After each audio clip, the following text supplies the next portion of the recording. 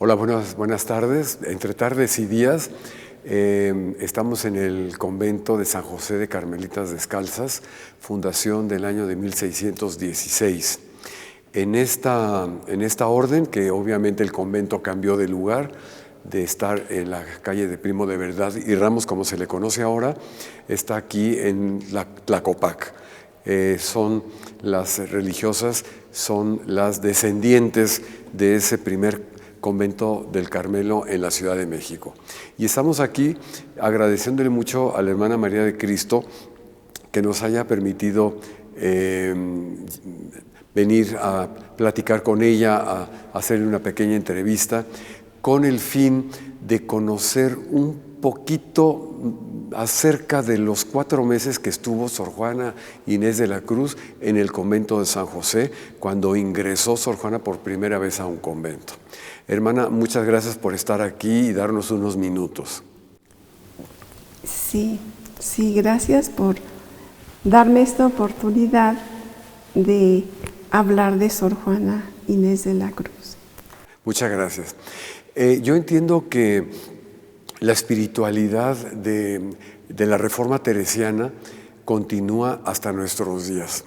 Pero yo te quisiera preguntar, Sor Juana Inés de la Cruz, en esos 4 meses, ¿le impactó, vivió realmente estos valores propuestos por la Reforma de Santa Teresa? Sí, ella los vivió y se puede decir que ella allá afuera conoció los escritos de nuestra Santa Madre y le entusiasmaron. Y ella fue una asidua lectora de Santa Teresa de Jesús y también de San Juan de la Cruz.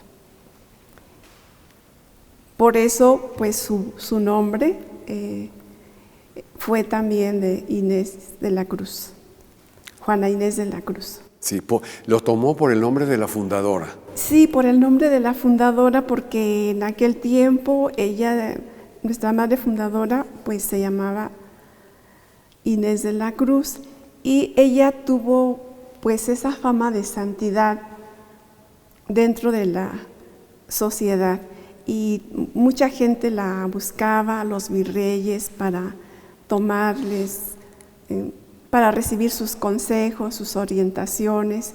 Incluso se le atribuyen milagros. Y entonces ella se sintió fuertemente impactada por la personalidad de Inés de la Cruz. Ahora, ¿cómo fue que Sor Juana o Juana Inés se acerca al convento? Lo pregunto por lo siguiente, porque ella vivía en la corte virreinal. Sí. Platicando contigo hace un momento, me comentabas que varias damas de la corte en tiempos de Sor Juana y antes ingresaron al convento de San José. Sí, es que su orientador espiritual o director espiritual, como también llaman, era un jesuita, el padre Antonio Núñez. Y él le presentó, cuando ella habla de su condición, de que no se siente llamada al matrimonio. Y entonces él le presenta, en aquel tiempo, como tú ya sabes y dices en tu libro, había 21 monasterios de hermanas. Y entonces ella escoge el nuestro. Y fue precisamente su director espiritual quien le presenta el ideal del Carmelo, y ella lo asume, lo vive y dice: esto es lo mío, esto es lo que yo quiero. Sí, es que te lo pregunto porque en muchos libros, sobre todo contemporáneos, se habla de que Sor Juana quizá no respondía a una vocación religiosa verdadera, sino a un escape del mundo.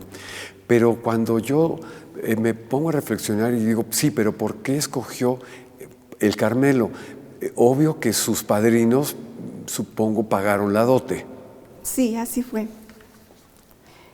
Sus padrinos, bueno, escogió ella el Carmelo, como dice la historiadora Josefina Muriel en su libro, dice, escogió el silencioso mundo de las Carmelitas de San José, famoso ya por las sabias y santas mujeres que lo habitaban, además de que en él habían profesado varias damas de la corte virreinal. Sí. Sin embargo, no pudo su delicada complexión con tantos ayunos y penitencias que ahí se usaban y tuvo que abandonarlo. Sí.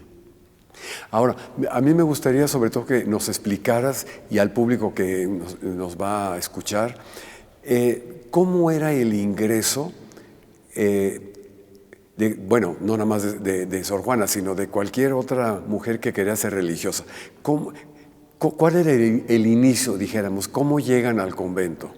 Sí, pues primeramente se hacen, también en aquel tiempo se hacían una entrevista. Sor Juana debió haberse entrevistado con las madres, con la priora, y platicar de qué era lo que la atraía al Carmelo, porque nuestras madres, pues siempre ellas fueron muy selectivas, o sea, aunque eran muchas las jóvenes que deseaban ser carmelitas, ellas lo pensaban mucho ante nuestro Señor y examinaban a ver si la joven que se acercaba al monasterio era totalmente llamada. Y ellas vieron en Sor Juana pues el ideal. Ella tenía todas las características para ser una carmelita. Y así se organizó su entrada y la recibió el padre capellán, que era el padre Juan de Vega, el domingo 14 de agosto de 1667. Y asistieron los señores marqueses de Mancera. O sea, era una ceremonia muy sencilla, donde a la joven, ahorita ya tenemos otro proceso totalmente diferente, pero en el tiempo de Sor Juana se le presenta el nuevo vestido que va a traer, que era el santo hábito, que es el hábito de la Virgen María. Es así como nosotras lo traemos. Claro, nosotras hemos hecho algunas renovaciones, los velos ya no son tan largos y la separación tampoco ya no es como la que ahorita se está viendo con esta ventana, o también le llaman reja, sino que era una especie de reja con cuadritos muy estrechos, de tal forma de que no se podían las personas sacar su mano para saludar, sino que todo era pues a través de esa reja bien cerrada y además un velo. Entonces cuando ella llega, Sor Juana llega al monasterio, es recibida por las hermanas, por la comunidad. ¿Como novicia ya? Sí, les daban el hábito. Nuestras madres les daban el hábito y ella entró. Y entonces ya le da unas palabras de bienvenida el padre Juan de Vega y bendice su hábito y se lo pone. Y entonces ya las hermanas la reciben cantando. En aquel tiempo pues era el Te Deum Laudamus, y con velas, y ya la llevaron hacia ese Cristo que preside nuestra capilla, porque es una escultura del siglo XVI y renovada milagrosamente ya en 1621. Entonces ella la conoció, ella fija su mirada en este Cristo que la llamó y que siempre le fascinó. Por eso escoge su nombre, ya no va a ser Juana de Asbaje, sino Sor Juana Inés de la Cruz, Y también el niño que tiene la imagen de la Virgen del Carmen es contemporáneo a nuestra Sor Juana Inés de la Cruz. Entonces ella tuvo el contacto, lo primero que vieron sus ojos fue al Cristo. El Cristo que la cautivó, el Cristo que la fascinó y por cual ella pues consagró toda su vida. Ahora dime, ya una vez que ingresa ella, ¿nos podrías decir un día normal de una carmelita? ¿Qué hace? ¿Qué hace una novicia, una carmelita novicia? Bueno, sería algo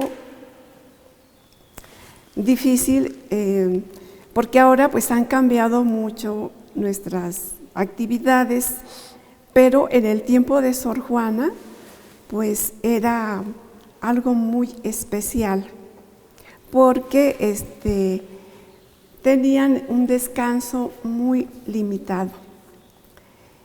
Ellas se levantaban a las 4 de la mañana para alabar a nuestro Señor y oraban las horas de laudes, después la hora de prima y tercia a las 4 de la mañana y después seguía una hora de oración personal y la celebración de la Eucaristía. Y después de la Eucaristía pues viene un desayuno pues muy frugal, o sea, muy poco. Pensamos que a eso se debió que ella pues no pudo soportar pues esta regla que tenían nuestras madres en aquel tiempo, porque era un desayuno de té con un bolillo. Y después en la comida, ella era una comida también muy sencilla de verdura. Solo en las fiestas de nuestra Santa Madre y de nuestro Padre San Juan de la Cruz, pues la comida era mejorcita, ¿verdad? Tal vez un pescado que les llevaría por ahí la marquesa de Mancera o alguna otra persona de la corte, pero eso únicamente en las fiestas. La Pascua, a ella no le tocaron vivir estas fiestas. Entonces fue esto lo que le llevó a no aguantar tantos ayunos y penitencias. Y también después de la comida estaba una hora de recreación, o sea que las hermanas debían de observar el silencio durante el día, pero a mediodía, después de la comida, podían conversar. Y después de conversar había un ligero descanso que ellas se retiraban. Bueno, nosotras llamamos a las habitaciones, las llamamos celdas. Se retiraban a sus celdas y allí sentaditas dormían lo que se podía descansar. Y ya después rezaban nona y vísperas y la hora de lectura. Entonces Sor Juana pues leía. Ustedes se preguntarán qué era lo que leía. Pues la Sagrada Escritura, que siempre fue el libro de su cabecera, y también los escritos de nuestros santos padres, Teresa de Jesús y San Juan de la Cruz. Y luego ya después venía la cena. La cena era muy parecida al desayuno. Té con su bolillo y unos pocos de frijoles. Sí. Y ya después era el descanso. El descanso era un descanso, se retiraban como a las 9 de la noche, pero para levantarse a las 11, a orar el oficio de lectura, y sus liturgias eran muy largas, y con unos breviarios gruesos. Y ya después de que ellas terminaban de rezar el oficio de lectura, que sería más o menos hacia las 11:30 o las 12, pues ya se retiraban a descansar.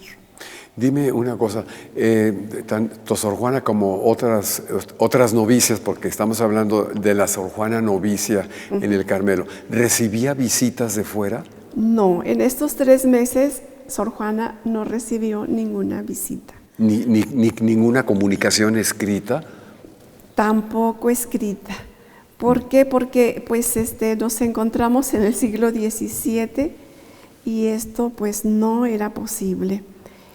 Tal vez los marqueses de Mancera quisieran verla, pero 3 meses, 4 días, pues todavía no era el tiempo en que la podían ver. Sí. Pudiera ser que al año la novicia pueda recibir visitas a sus familias. Sí. Y luego las visitas eran muy retiradas, cada 4 meses o cada 5. Y familia, amistades no, ni pienso yo que los marqueses, Sí. sino que únicamente la familia.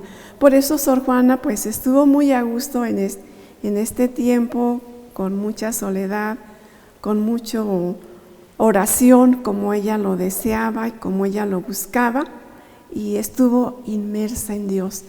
Pero pues no pudo, o sea, su complexión delicada y su juventud de 16 años, pues obviamente Sí. no, se vino abajo. Y por último, para acercarnos un poco a esa estancia tan corta de Sor Juana, ¿cómo fue su salida? ¿Cuál era el ritual para salir? No se escapa, al contrario, es como que está muy identificada, pero ¿cómo te imaginas o cómo pudo haber sido su salida?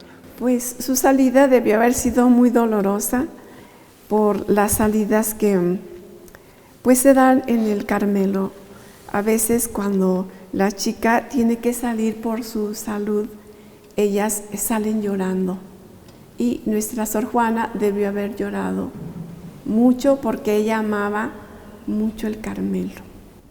¿Tú crees que el Carmelo la marcó en su camino siguiente? Sí, porque ella es donde inicia su vida religiosa. Ella es donde inicia su proceso de entrega a Dios, una entrega radical, una entrega profunda. O sea, Sor Juana era una mujer Sí. completa, de talento y de entrega apasionada. Sí. No podía haber medianías en ella. Entonces ella inicia su proceso de entrega a Dios, su fascinación por Dios empieza en el Carmelo. Sí. Bueno, no sé si nos quieras agregar algo referente al periodo de Sor Juana, la espiritualidad actual de la orden, ¿qué tanto se distancia de aquel siglo XVII? Bueno, pues la espiritualidad nuestra es la misma, nada más que pues hemos tenido modalidades. Sor Juana vivía en Concilio Tridentino y nosotras ya vivimos en el Concilio Vaticano II. Las ordenaciones de la Iglesia pues nos han pedido el acomodarnos a los tiempos modernos, y es por eso que pues es posible esta entrevista. De otra manera pues no hubiera sido posible. Sí. También quisiera comentar que este es quizá el convento más floreciente que hay de carmelitas aquí en el país, porque ustedes son 19, me comentabas. Sí, gracias a Dios, así es. Sí, y claro, para ingresar me imagino que hay que tener una vocación muy, muy particular, sí, como la tuvo Sor Juana. Sí, sí, así es. Pues te agradezco mucho esta pequeña entrevista. Estoy seguro que quien nos está escuchando o nos está viendo, la inquietud por conocer la obra de Santa Teresa y acercarse al Carmelo es un camino. Sí, así es. Pues es no sé un camino abierto y para todos, ¿verdad? porque nosotras, aunque tenemos esta separación, estamos insertas en el mundo y en el corazón de todos los hombres para recordarles que vamos de paso y que podemos vivir ya nuestra condición de hijos de Dios y de bienaventuranza eterna. Sí. Y sobre todo los historiadores, investigadores de letras que se acercan a Sor Juana, a veces olvidan quizá las características del siglo XVII y de lo que es una verdadera vocación, y a veces a Sor Juana me da la impresión que la sacan del convento. Sí, así es. Desafortunadamente, así es. Pero ahora, pues esperamos que sea diferente, porque también en nuestra sociedad se percibe una sed muy grande de espiritualidad. Y es precisamente lo que tiene Sor Juana Inés de la Cruz en sus poemas sacros. Si tienen oportunidad de leerlos, pues ella nos orienta hacia lo eterno. Pues muchísimas gracias y un saludo a toda la comunidad.